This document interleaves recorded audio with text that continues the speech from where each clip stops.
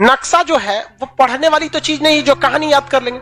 आप बताइए, आप किसी गली मोहल्ला को जाना छोड़ देंगे ना तो धीरे धीरे दिमाग से उतर जाता है।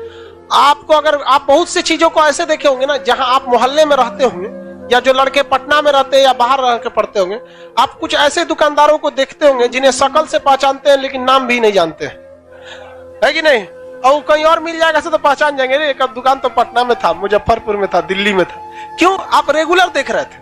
तो नक्शा को भी क्या करते रहना है?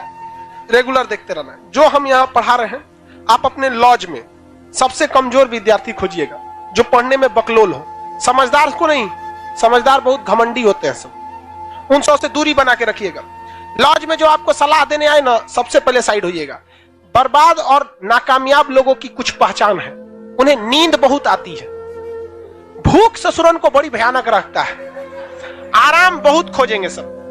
दुनिया का कुछ भी दिखाइए, उनमें उन ससुरों को बुराई दिखेगी ही दिखेगी। जो व्यक्ति आपको कह दिया बुराई करते हुए ऐसे वैसे, वो कभी आगे नहीं जा सकता, कभी नहीं। क्योंकि कामयाबी इतना ज्यादा वक्त कहती है, कामयाबी कहती है तुम मुझे वक्त दो, हम तुमको कामयाबी देने दो। तो कामयाबी में इतना वक्त लगता है कि उसके पास कभी भी वक्त ही नहीं है दूसरे की बुराई करने का। और दुनिया में लोग कहते हैं ना, कामयाब होने के लिए कुछ रास्ते अपनाइए, कुछ रास्ते अपनाइए। सिंपल एक रास्ता है कामयाब होने का, वक्त। मेहनत वहनत कुछ नहीं, कुछ मेहनत नहीं, समय दीजिए, समय।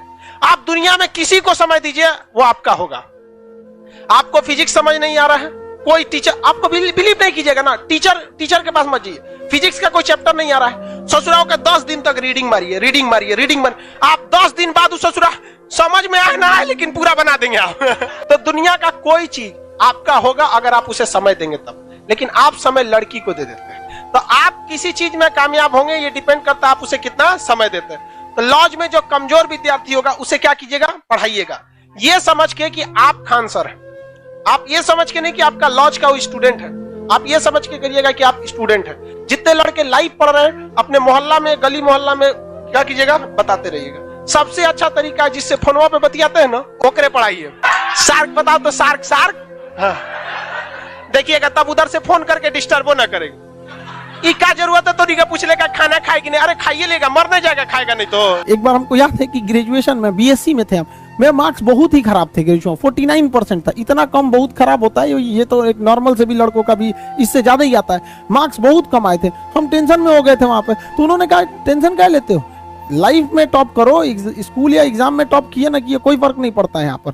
इसलिए किसी भी लाइफ की एंट्री भले खराब हो लेकिन एग्जिट एकदम तगड़ा होना चाहिए। आपका बचपना भले गरीबी में बीता हो लेकिन आपके माँ बाप की बुढ़ापा कभी गरीबी में नहीं बीतनी चाहिए। और लाइफ में ठोकर लगना तो बहुत जरूरी है, क्योंकि ताश में जोकर और जिंदगी में ठोकर कभी भी माहौल बदल सकते हैं। और बुरा वक्त से कभी घबराना नहीं चाहिए, क्योंकि बुरा वक्त ही बताता है कि लोग क्या थे और हम क्या समझ रहे थे। लाइफ में सबके साथ चैलेंजेस आते हैं, सबके जीवन में कठिनाइयां आती हैं। कठिनाइयों का आना एक पार्ट ऑफ लाइफ है और उससे जीत कर निकल जाना एक आर्ट ऑफ लाइफ है। सबके जीवन में संघर्ष आते हैं, हम लोग के समय में भी आए थे।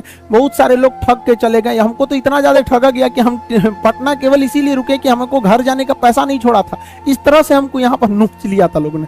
लेकिन हम धैर्य रखे, अपने टीचर से बात की तो उन्होंने काफी मधुर भाषा में बोला कि देखो बेटा, जीवन में किसी को ठगना पाप है, ठगा जाना कभी पाप नहीं है। तो तुम्हें कोई ठग रहा है तो ये उसकी गलती है, जीवन में तुम किसी को मत ठगना।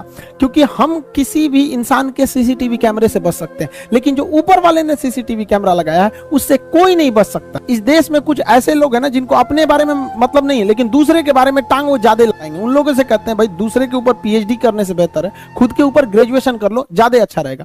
लड़का को फ्रस्ट्रेट होता है तो एक बार अपना टाइम टेबल बनाएगा, सुधारेगा। भाई इतना ऐसा टाइम टेबल बनाओ जो दिल में रहता हो। और बहुत से लड़कों को देखते हैं कि सुबह 4 बजे उठते हैं, हमने अपनी लाइफ में कभी 4 बजे नहीं उठेंगे तो पूरा दिन डिस्टर्ब रहेगा। आप जिस समय कंफर्टेबल है उस समय उठिए, लेकिन हाँ एक बात जरूर याद रखिएगा, जितना जल्दी उठेंगे उतना ज्यादा आपके पास वर्क टाइम ज्यादा रहेगा। अब देर से सो के उठेंगे तो आप एक अच्छा सा वर्किंग टाइम को गंवा चुके रहेंगे। तो एटलीस्ट कोशिश कीजिए कि भाई बहुत से बहुत तो 6-7 के बीच में उठ ही जाइए। और पहले उठते हैं तो ये अच्छी बात है, लेकिन ऐसा नहीं है कि जो पहले नहीं उठते हैं उनके लिए बहुत गलत बात। आप जितना पढ़ सकते हैं अपनी कैपेसिटी के हिसाब से ही पढ़िए। आपकी बॉडी 8 घंटा नहीं सस्टेन कर पा रही है, आप 4 घंटा ही पढ़िए, बट धीरे धीरे उसको इंक्रीज कीजिए।